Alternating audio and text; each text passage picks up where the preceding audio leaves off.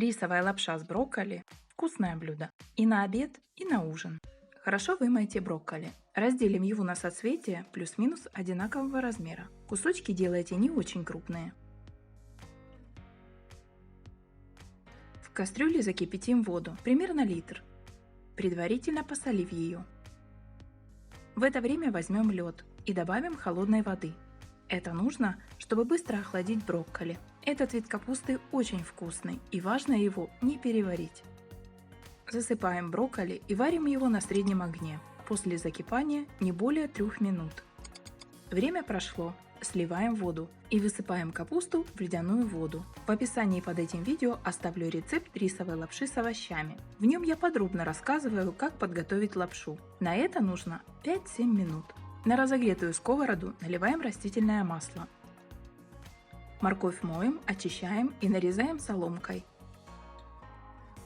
Обжариваем ее на среднем огне пару минут. 3-4 зубчика чеснока очищаем и нарезаем. Добавляем его к моркови. Брокколи.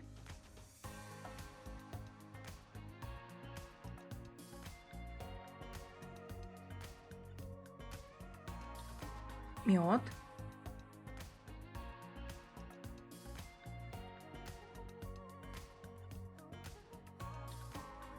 Уксус рисовый или яблочный.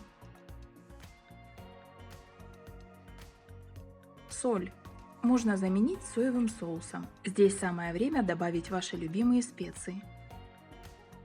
Подготовленная рисовая лапша. Даем соединиться вкусом, буквально пару минут.